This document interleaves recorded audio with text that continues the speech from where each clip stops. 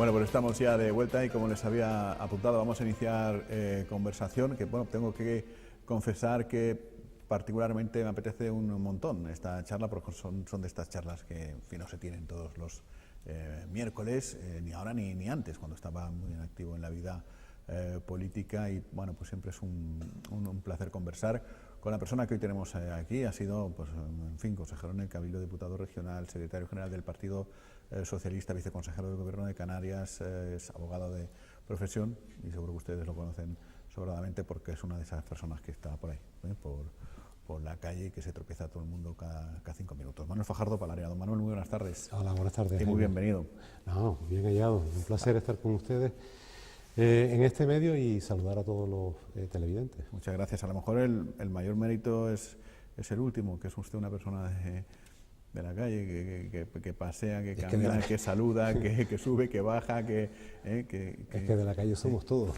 Hombre, algunos más que otros, ¿no? No, bueno, vamos a ver, cada uno tiene su forma de ser, su forma de conducirse, cada uno tiene su trabajo. Me verás ahora más por los juzgados, aunque yo suelo ir lo menos posible, porque lo mejor es lo mejor. Para el cliente es intentar arreglar los temas amistosamente y no tener que llegar a la vía judicial, pero sí, claro que me muevo por mi ciudad, por Arrecife y por el resto de la isla. ¿Y cómo es eso de, usted ha sido, bueno, de lo último, o prácticamente lo último que ha sido de cargo público, viceconsejero de Justicia del Gobierno de Canarias, ¿y cómo es eso de entrar por los juzgados y tropezarse? Bueno, usted mismo lo disfruta y lo padece, lo que hay ahí adentro, ¿no? Pero empezar a tropezarse a compañeros, a jueces, a secretarios, a fiscales, y dice, ¡joder! Mira cómo está la videoconferencia esta que no funciona, el escáner que no sé qué. Manolo, ya me lo puedes haber arreglado cuando estabas tú. Pues no habíamos hablado de esto con anterioridad a esta entrevista, ni incluso antes cuando estábamos, antes de empezar con ella, pero es que ayer me ocurrió. Ayer tuve yo una serie de diligencias y me hablaban de los equipos de grabación, ¿no? De los fallos que tienen.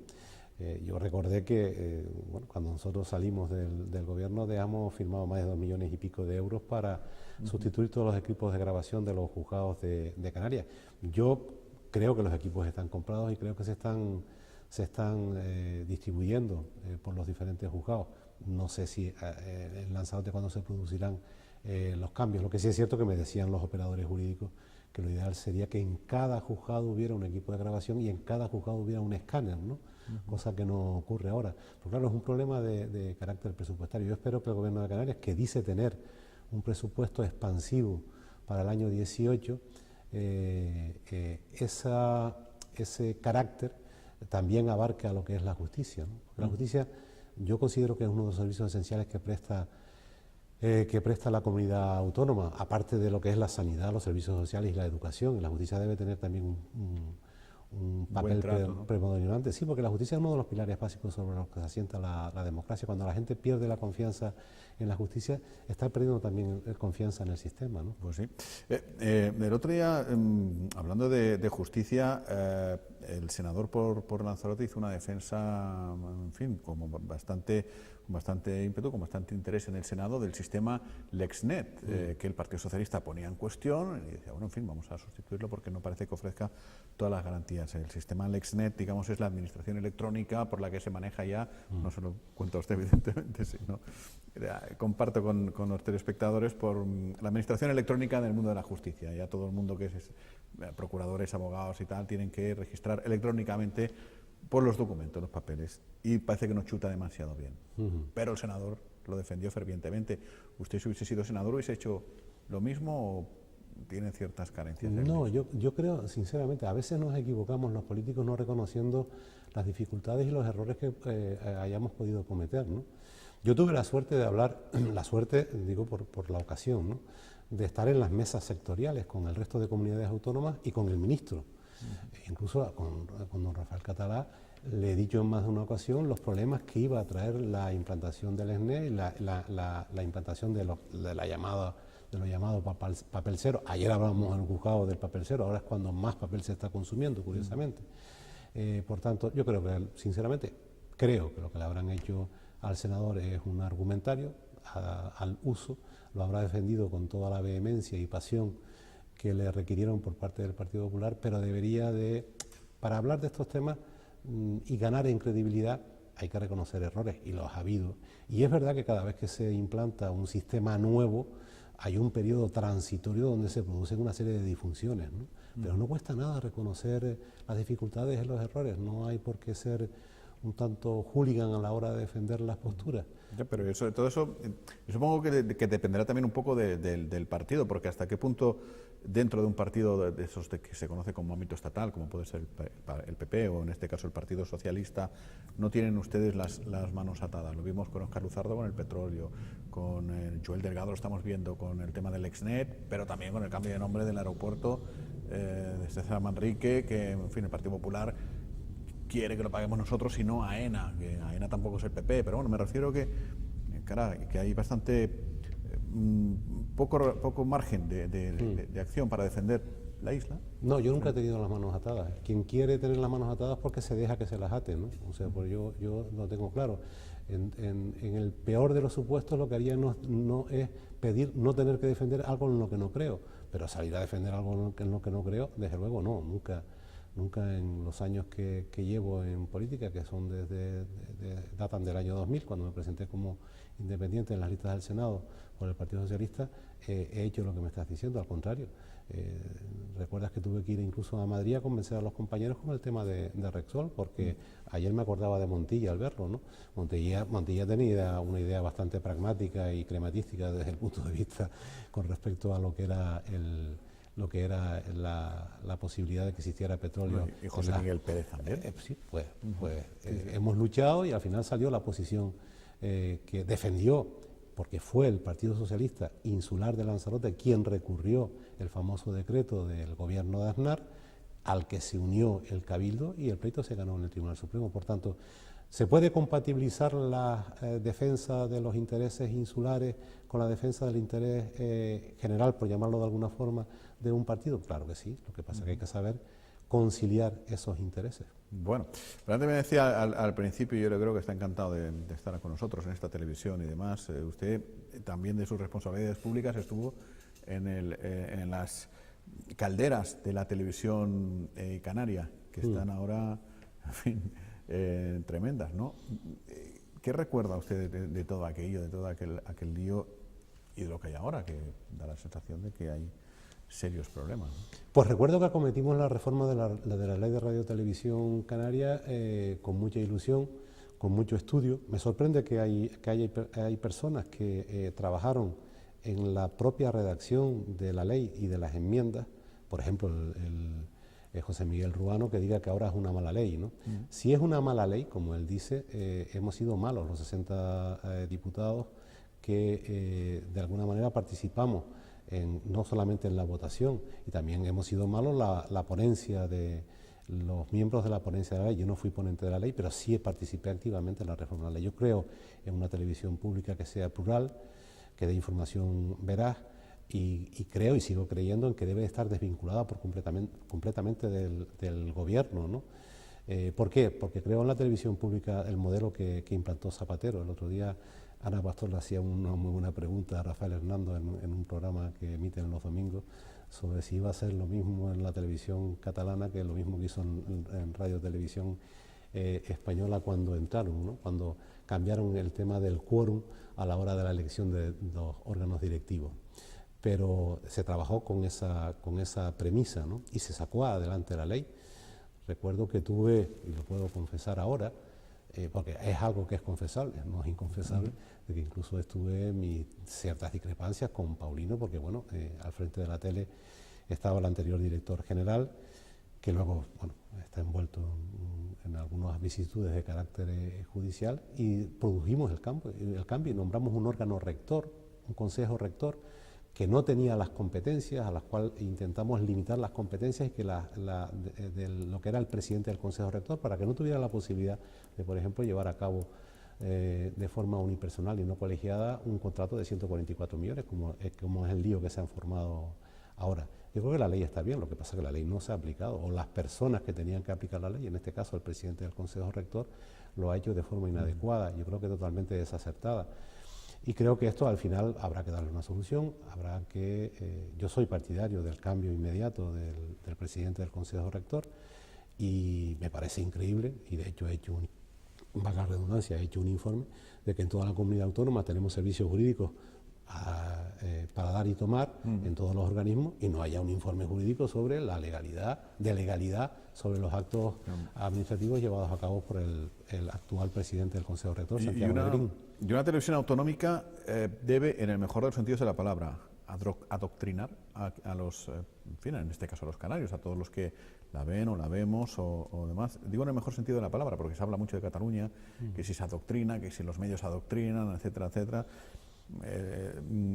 Recordamos las palabras de un ministro que dijo que había que españolizar a los niños catalanes, ¿no? Una cosa tal. Quiero decir, ¿para qué otra cosa ha de servir una televisión autonómica si no es para, en fin, insisto, en el mejor de los sentidos de la palabra, adoctrinar a la población, hablarle de los valores que hay en Canarias, de lo positivo, de lo mucho que tenemos, pero Jaime, no tanto de la sangre, sí, de esa cosa. Pero a eso me refiero, ¿para qué otra cosa de servir? Pero hablar de los valores que tenemos en Canarias no es adoctrinar, o sea, dentro de los fines que establece la propia ley de radio y televisión aparecen definidos su misión, debería de servir para informar no de forma sesgada, sino informar de forma veraz. Para opinar, la opinión es libre, pero para no impartir ningún tipo de argumentario al opinador para que diga lo que quieran que diga alguien, quien sea, ¿no? Sirve para que sea un medio público lo más plural posible, por no decir con la total pluralidad, donde puedan intervenir todo tipo de colectivos, todo tipo de partidos políticos, cualquier persona que pueda expresar su opinión. Y además servía, y era una intención de las que tenía la nueva ley, para explotar un polo no explotado dentro de la economía canaria, que era todo lo que tiene que ver con el sector audiovisual de Canarias. La industria, ¿no? ¿Por qué? Porque el presupuesto de la televisión canaria es público y a través de ese presupuesto podíamos ayudar al sector audiovisual de Canarias. Y no solamente al sector audiovisual, podemos ayudar a los medios de comunicación de Canarias. Esas eran las bondades, de forma muy resumida, que tiene la ley. El problema es que la ley tenía que llevarse a cabo, una serie de actuaciones tenía que llevar a cabo el Consejo Rector. Claro, si del Consejo Rector a las primeras de cambio dimiten 2 de las personas que componen el mismo, eran 5, se quedó con 3, y luego tenemos al presidente que va de charco en charco, en el mal sentido de la palabra, y lo digo porque además va al Parlamento a insultar a los parlamentarios en vez de a dar cuenta, y luego tiene informes que oculta, o sea, todo lo que estamos viendo, pues claro, a esto hay que ponerle coto, ¿no? Bueno. Vamos a hablar ha dicho usted que la televisión canaria o el ente es el único que no tiene servicios jurídicos, o en fin, o que echan falta los servicios jurídicos y demás. Perdón, tiene una secretaria del Consejo que según el artículo 17 tiene la obligación entre sus cometidos está la de asesorar al presidente, claro, si el presidente no le pide informe, no lo emite, o al Consejo. Y el Consejo se tendría que reunir para solicitar dicho informe. Los informes, sí. Bueno, yo era para cambiar de tema, para tratar de hilar una cosa con la otra, con los informes que están apareciendo ahora en el Cabildo, con el tema de los centros turísticos, intervención, recursos humanos, servicios jurídicos, la bronca que hay. ¿Cómo lo está viviendo? ¿No echa de menos ser consejero del Cabildo? No. No sé, a ver, que tiene el gusanillo cuando ve que hay salsa, como la hay en el Cabildo, evidentemente. No echo de menos. Lo que pasa es que sí es cierto que bueno, vienen diferentes consejeros del Cabildo, han venido y me han pedido opinión y la he dado, ¿no? ¿Y qué les dice? ¿Sal de ahí corriendo? ¿O? No, les doy datos, por ejemplo, en todos esos informes que aparecen, les doy mi interpretación sobre el sentido de los informes, porque algunos no son claros a la hora de terminar concluyendo si son positivos o son negativos con respecto a determinada postura, pero les recomiendo, por ejemplo, que se lean la Ley de Presupuestos Generales del Estado del año 15, 16 y 17, porque es cierto que se establecían en las mismas una serie de restricciones a la hora de lo que era el aumento, la subida de salarios, pero también es cierto que establecían unos conceptos que quedaban excluidos de eso, y entre ellos estaban lo que eran las indemnizaciones a los trabajadores, y por ejemplo, el plus por el lavado de ropa es una indemnización, no es salario. Solamente le pongo este ejemplo. Para usted, por tanto, es ejecutable el acuerdo que toda la oposición llegó con el comité de empresa y que ha valido una demanda del consejero delegado de los centros a los 14 de la oposición. Bueno, vamos a ver, es una denuncia, no es una demanda. Encima es una denuncia penal, ¿no? Bueno, cada uno puede acudir al juzgado cuando estime que se han vulnerado sus derechos. Lo que pasa que, claro, y todo esto lo digo sin tener conocimiento de la denuncia y, por tanto, con todas las reservas del mundo, porque Dios me libre tachar que tache el trabajo de otro compañero, que imagino que habrá sido redactada por algún abogado o alguna abogada, ¿no? Imagino, no sé. Igual ha sido redactada por el propio denunciante. Claro, este tema es un tema muy subjetivo, ¿no? Lo que a usted le puede parecer una amenaza, a mí me puede no parecer una amenaza. Lo que usted se puede sentir coaccionado por un hecho que para mí no signifique ningún tipo de coacción. Pero la verdad es que la adopción de un acuerdo plenario está legitimado por las propias normas de funcionamiento del Pleno del Cabildo. El contenido del acuerdo plenario, si se considera que es una coacción, una amenaza, a mí desde luego no le veo encaje desde el punto de vista penal, pero yo digo, eso es una opinión sin conocer la denuncia y sin saber tampoco si esto está en trámite, si ha sido admitida a trámite la denuncia, si va a haber algún tipo de investigación, pero vamos a calificarla de pintoresca.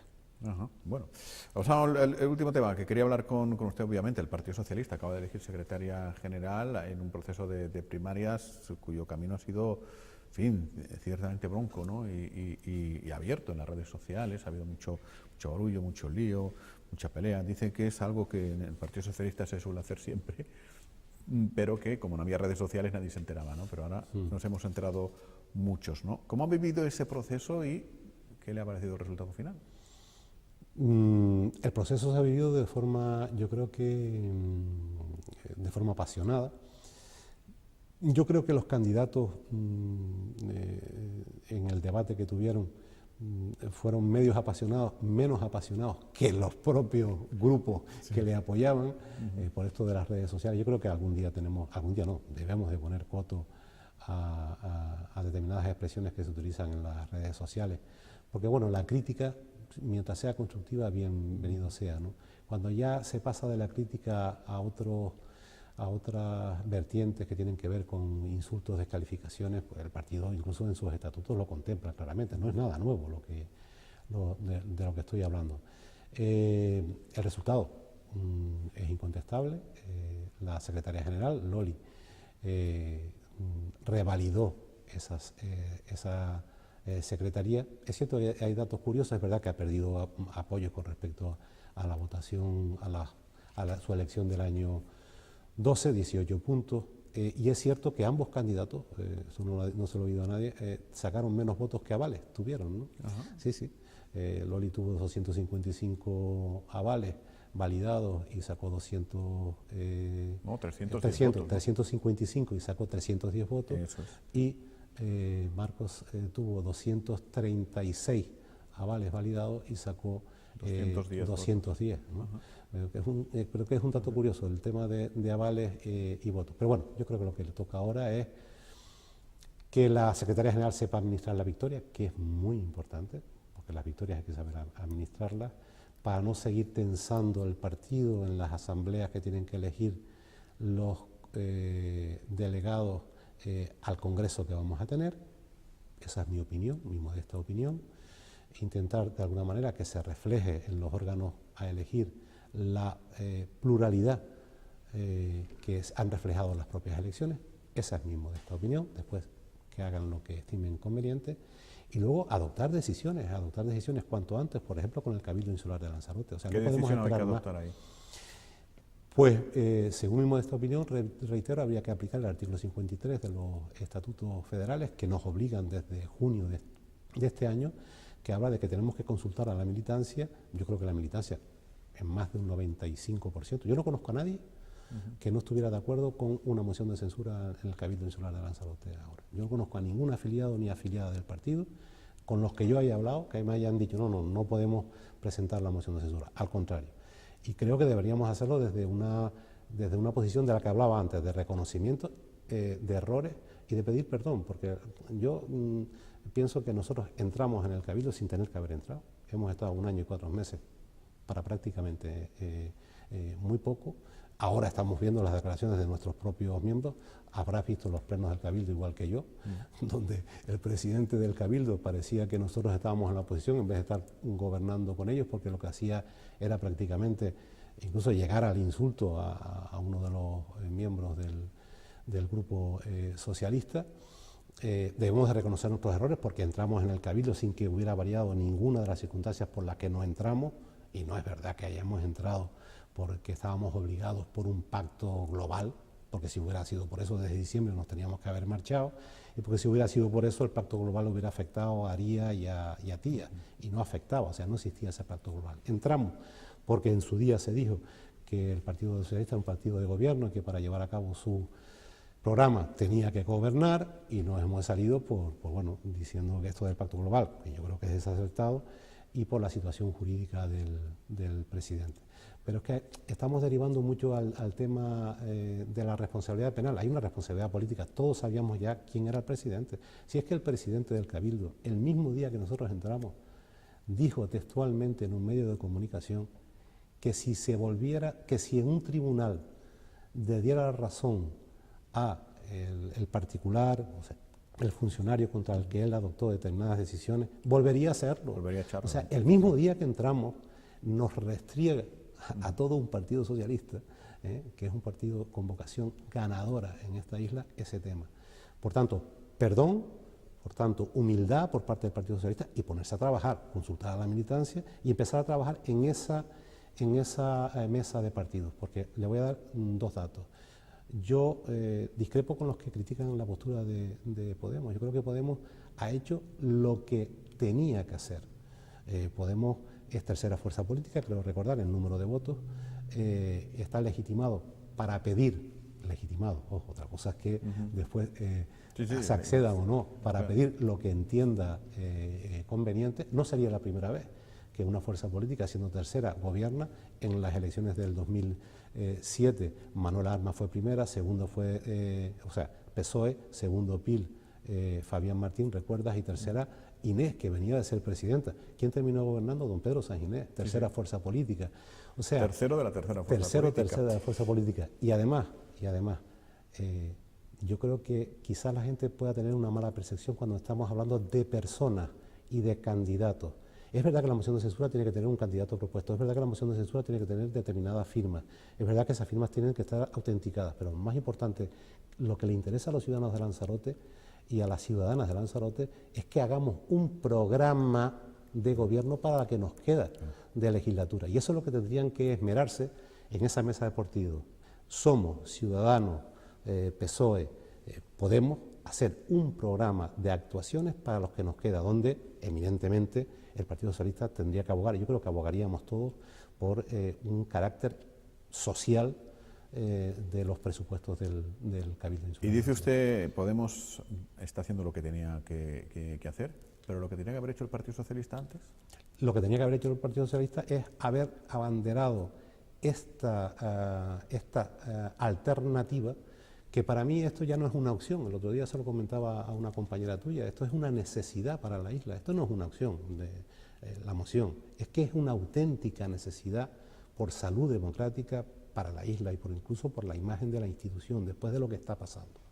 El Partido Socialista tenía que haber sido el que abanderara como segunda fuerza política estos pactos. Bueno, no fue así, quizás por nuestras cuitas internas, pero ya resuelta la cuita interna y solamente quedando el Congreso. Por eso digo que deberíamos de rebajar el nivel de tensionar el partido para el Congreso y dedicarnos a lo que realmente le preocupa a los ciudadanos, que es acabar de una vez por todas con la situación que hay en el Cabildo. ¿Y a su juicio es innegociable que José Juan Cruz sea el candidato propuesto en esa hipotética moción de censura, como candidato de la segunda fuerza política más votada? Yo no voy a estar en esa mesa de negociación, obviamente, porque ya no tengo cargo público, ni tengo orgánico, ni aunque me lo pidieran estaría en esa mesa de negociación, que tampoco creo que me lo pidieran. Pero yo sí defendería que el compañero José Juan Cruz, como segunda fuerza más votada, fuera presidente del Cabildo. Pero por encima de las personas y por encima de los partidos, yo creo que está la situación del Cabildo. La situación del Cabildo, yo creo que muchas personas no se han parado a contemplar cuál es. Dentro del partido quisimos hablar de esto en enero, y hablábamos no solamente de esto, hablábamos de que hay que hablar de los instrumentos de ordenación del territorio del ámbito insular que están parados, el plan de la Jeria, el FEDECAN, si hay que reorientar algunas de las inversiones hacia aspectos más sociales. Queríamos hablar de las inversiones realizadas en el denominado Museo Submarino de Playa Blanca. Habría que retomar, oye, el Cabildo se gastó en su día una buena cantidad de dinero en la casa de la calle Fajardo. A mí me gustaría saber cuál es el resultado de esas peritaciones que se han hecho con posterioridad y los vicios estructurales que se han encontrado y qué vamos a hacer con eso. Pero bueno, eso son inversiones, a mí me interesan las personas. Las cifras de pobreza que hay en Canarias son inasumibles, son inaguantables por un partido que se llame socialista. Y las cifras de pobreza y las bolsas de pobreza que hay en Lanzarote son inasumibles y son inaguantables. Y por tanto, debemos de priorizar el aspecto social de los presupuestos. Y en eso es lo que debería de esmerarse el Partido Socialista. Y la nueva ejecutiva, esa es mi modesta opinión, que la digo a título particular. Y ya serán los compañeros y las compañeras que formen la nueva ejecutiva y formen los nuevos órganos colegiados que dirijan el partido, los que tomen las decisiones. Ahora, que no se olviden que la decisión a adoptar con respecto a entradas o salidas de gobierno o votaciones, habla de investiduras, las decide la militancia desde junio de este año, porque el artículo 53 del Estatuto dice que serán los militantes los que mediante consulta decidirán lo que hacer. Y yo le digo, aquí, me arriesgo a decirlo, que más del 95% seguro de los militantes de Lanzarote quieren un cambio en el Cabildo. Pues aquí lo dejamos. Manuel, muchas gracias por haber venido por este rato. Gracias a ti. Sí. Enseguida completamos la propuesta de este día. Como cada jornada cerramos con tertulia. Hoy es miércoles, tenemos tertulia con periodistas, con Soraya Morales, con Domingo Rivero y con Saúl García. Hasta dentro un momento.